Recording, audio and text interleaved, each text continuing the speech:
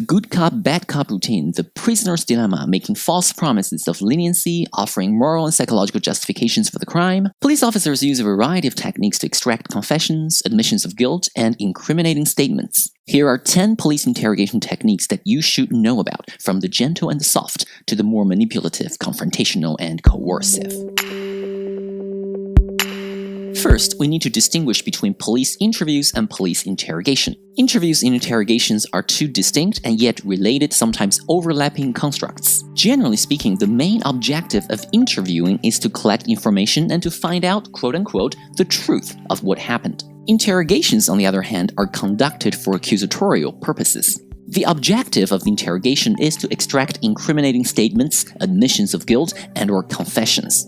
In other words, when police officers interrogate a suspect, they have a pretty good idea that the suspect is guilty, or at least they believe the suspect is guilty because they have enough evidence that points to the guilt of the suspect.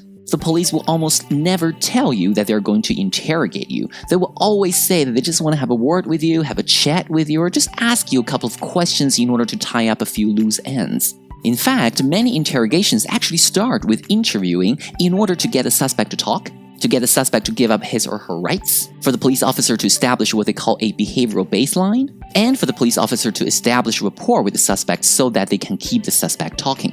Alright, we're getting a little bit ahead of ourselves here. Let's take a look at some of the most common strategies, tactics, techniques, whatever you call them, that police use to extract confessions. Number 1, the pretext phone call. This happens even before the interrogation. The police will arrange for the alleged victim or someone related to the victim to call you out of the blue, saying something like, "If you apologized for what you did, then we will not go to the police or press charges. We just want to hear you say that you're sorry about what happened and that you didn't mean to hurt us." Something like that. And of course, if you apologized, then the recording of this phone call would most likely be admitted in court as your admission of guilt, or even as your confession.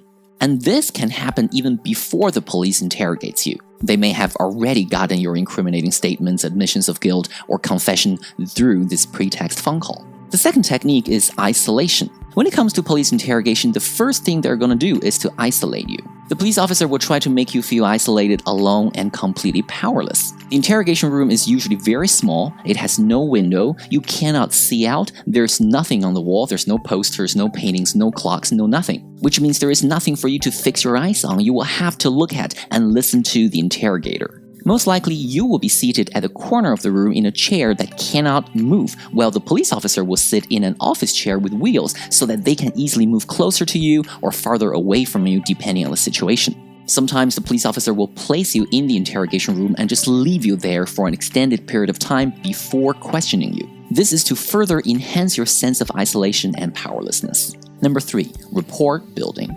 Frequently, the interrogation begins rather pleasantly. The police officer will try to establish rapport with you in order to get you to talk to them. They will begin by asking you casual and friendly questions, things like, "Hey, how long have you been living in this town? I see you're wearing a basketball hat. Which team do you support?" Or, "Really, me too." The police officer might offer you food and drinks. Some police officers might even go the extra mile and wear similar kind of clothes as you in order to emphasize similarity and to establish rapport. They interact and chat with you in order to see what you are like when you are relaxed and telling the truth, to establish a behavioral baseline, so that later on, they will be able to sense when you are tense and not telling the truth. During this portion of the interrogation, chances are you might feel that the police officer is a genuinely nice person and a pleasant conversationalist, and that you might actually feel that you really enjoy talking with this person. And that, of course, is what they want you to feel. That is exactly the objective of the rapport-building phase of the interrogation. Number 4, waiver of rights. And now, after you have been chatting with the police officer for a while, the police officer will say something like this. "Well, it looks like you want to talk to me. Seems like you're someone I can talk with openly and honestly. I bet you are quite eager to tell me what happened. I am really interested in knowing your side of the story. Let's fill out a form. Let's take care of the paperwork." They will very nicely and very easily get you to give up or waive your right to remain silent and your right to legal counsel. Number 5. Open questions. The pleasant tone of voice will most likely remain throughout the open questions portion. They will ask you open-ended questions to generate as much information as possible so that potential inconsistencies in your statements can be identified and used against you. Police officers can get a pretty good sense of when you are tense or nervous and when you are uncertain or lying about things. Because remember, they had already established a baseline of your behaviors during the report building phase of the interrogation. This open question interviewing process can vary in terms of length of time. Number 6. Accusation. Then the accusatory process of the interrogation will come. The police officer will accuse you of the crime confidently, unwaveringly, and repeatedly. They will say things like, "We know for a fact that you did it. I just want to understand why." And you will not be allowed to deny things. The police officer will interrupt all your denials. They will dismiss your denials as impossible and contradictory to the facts of the case. Essentially, they will not allow you to effectively verbalize any coherent denials or defense. They will say things like, "Stop denying it. Stop talking. Listen to me now. I will give you the opportunity to talk in just a moment, but right now, it is very important that you listen to me carefully." Why do they say that? Why do they tell you that you have to listen to them? It is not because they have something terribly important to say. Rather, it is because the police interrogation technique indicates that the suspect should not have the opportunity to verbalize denials. Next, false evidence ploy. The police officer will confront you with evidence against you, sometimes real evidence, sometimes fabricated evidence, known as a false evidence ploy. They will say that they have your fingerprints, or they've got your DNA, or they have eyewitness testimonies, or they have surveillance tapes, they have audio recordings. They can say anything. In fact, it is very likely that the police officer who is interrogating you has a big folder in front of them with your name on it, making you think that they have all kinds of evidence and papers on you.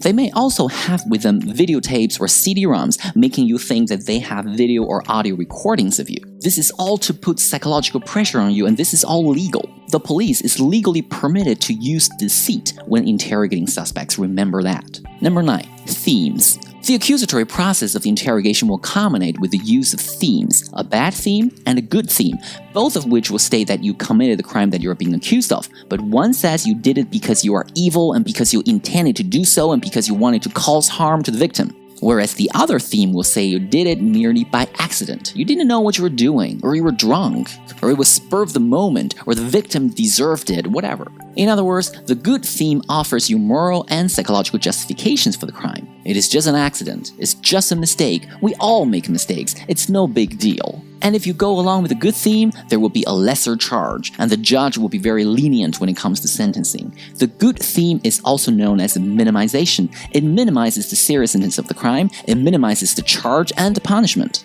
The bad theme, by contrast, is maximization, maximizing the seriousness of the crime, maximizing the punishment, threatening you, scaring you. The contrasting effects between minimization and maximization associated with the good theme and the bad theme are very similar to those of the good cop and bad cop routine. Any rational person in that situation will choose the good theme. Confession. As soon as the police officer senses that you're about to stop resisting and go along with the good theme, by the way, they can usually tell this by your body language and your posture. Police interrogators are trained to spot the so-called surrender position so that they can tell when you are about to break. As soon as they sense you're about to admit guilt or confess, they will move closer to you, they might put a hand on you, kind of nudging you on and encouraging you. They will say that you are doing the right thing. You are doing the right thing. This is the right thing to do. They might bring in another officer at this point to put additional pressure on you so that you don't change your mind about confessing. They will also try hard to convert oral confession into a written one, asking you to write things down. They might even trick you into writing an apology letter to the victim, telling you that it's going to help you because it's going to make the judge see that you're sorry. But then, of course, the apology letter will actually be recorded as a written confession. So in conclusion, these police interrogation techniques have been shown to be very effective. They can even lead an innocent suspect to question themselves, to doubt their own memory, and to falsely confess to a crime that they did not commit. There are many actual police interrogation videos on YouTube. Some of them involve guilty suspects, some of them show false confessions by innocent people. Why don't you go ahead and watch a few of these videos? You will be able to recognize the different elements that we have discussed in this video. How the police officer gets the suspect to waive their rights, how the police officer builds a rapport with the suspect, the interruptions of denials, implied or overt suggestion of leniency, implied or overt threats, minimization and maximization, the use of false evidence ploys, and the use of themes. If you pay close attention, you will be able to spot all these techniques in police interrogation videos. Alright, I hope you find this video interesting and informative. Have you ever had any citizen-police encounters? What's your impression of your local police force? I'd love to hear your experiences and thoughts on this topic, so feel very free to leave a comment. And as usual, thank you very much for watching. Please like and subscribe. I will see you in my next video.